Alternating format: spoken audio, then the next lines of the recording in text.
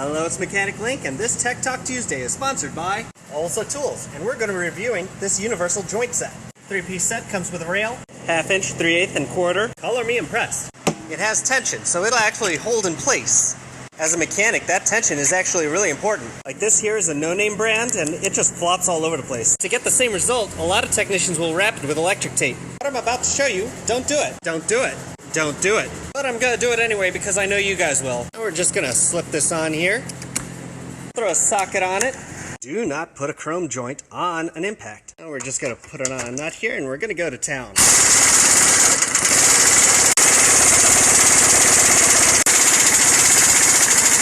I've been abusing the hell out of this thing for the past 2.5 weeks. I have swivel sets that go through less abuse and has shown wear marks. Broken plenty of joints over the years. I actually have a graveyard. I'm extremely confident in these universal joints. $27 that comes with the rail. 10 out of 10.